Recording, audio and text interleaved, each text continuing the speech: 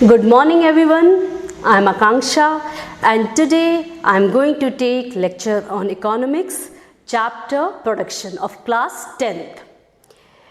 So, what do you do to satisfy your wants? हम लोग क्या करते हैं?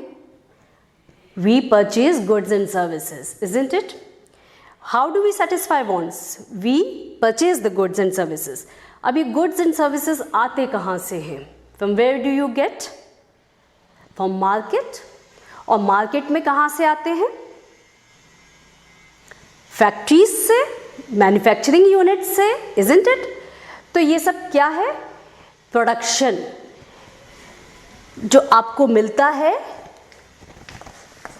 प्रोडक्शन यूनिट से. प्रोडक्शन मतलब क्या होता है? What is production? Production is a process in which input is converted into output. अगर सिंपल वर्ड्स में कहें तो हमने कुछ रॉ मटेरियल लिया, रॉ मटेरियल को कन्वर्ट करके एक फिनिश्ड प्रोडक्ट बनाया and then we supplied it into the market. So this is called production. So production is a function that tells us the relationship between input and output. Okay, in simple words you can say it's a relation between input and output. Input and output. Production is a function of input and output. Okay, now how do these production take place? Production जैसे आपका duster है, book है, table है, ये सब कैसे produce होती है, किस तरीके से प्रोड्यूस होती है? उसकी भी दो टेक्नोलॉजीज होती हैं, लेबर इंटेंसिव या फिर capital intensive. Okay, labour intensive technique जहाँ पे लेबर ज़्यादा लगता है उसे कहते हैं लेबर इंटेंसिव. जैसे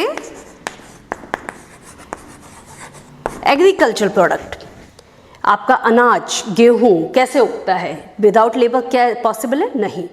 मशीन्स भी ज़रूरत होती है लेकिन more of labour farmers are required, so it's a labour intensive technique. Example agriculture product. ठीक है, agriculture industry you can say. Then second is your capital intensive.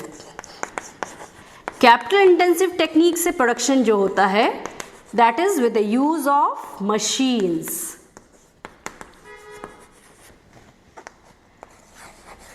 Example textile industry. Without machine आपके clothes नहीं बन सकते हैं, isn't it? So textile industry is a good example of capital intensive, जहाँ पे machines and raw material का जो use होता है वो machines के द्वारा process होके फिर finished product बनता है और आप तक के पहुँचता है. ठीक है, तो capital intensive technique में basically आपके जो techniques use होती है that is with the use of machinery. Okay, now next part of this chapter is your total product, average product and marginal product. This is a numerical based concept जिसमें आपको total product बताया गया है, कितना produce हो रहा है, TP. You have to find out average product, AP and marginal product. Now what is these products?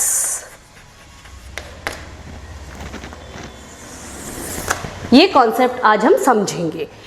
ये chapter theory and numerical based है. बोथ थ्योरी पार्ट में आपका इतना आ जाता है जिसमें प्रोडक्शन की डेफिनेशन और ज़्यादा ज़्यादा आपको labour intensive and capital intensive technique पूछी जा सकती है. This is TP, AP and MP. And this is units of labor. Units of labor. Okay. Now zero labor, obviously zero product output देगा.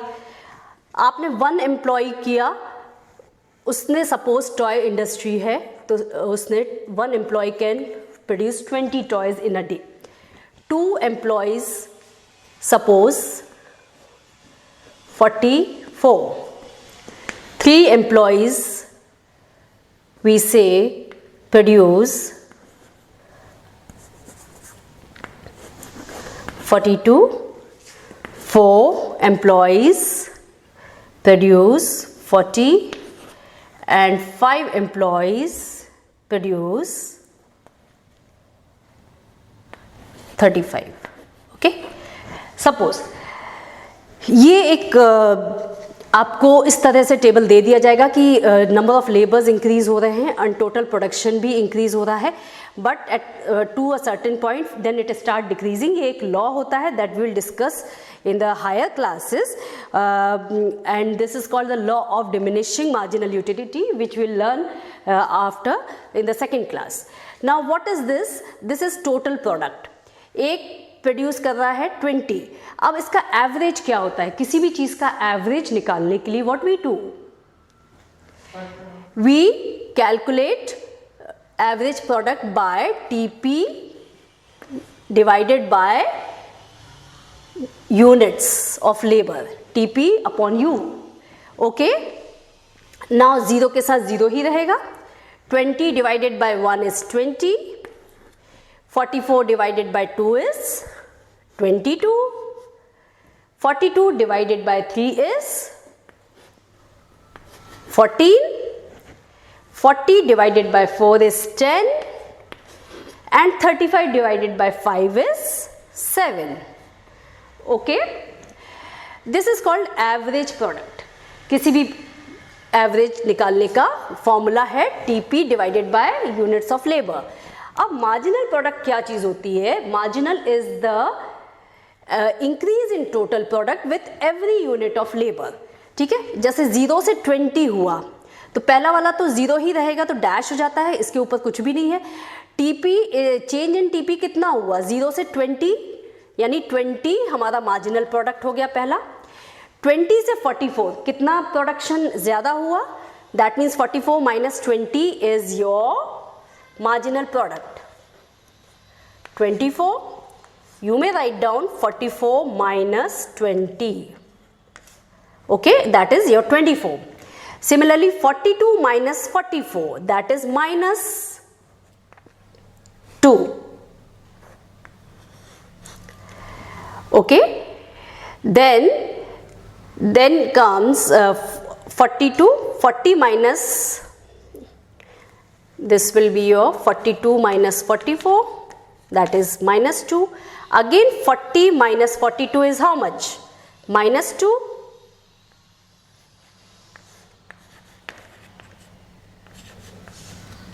And the last one is 35 minus 40 is minus 5.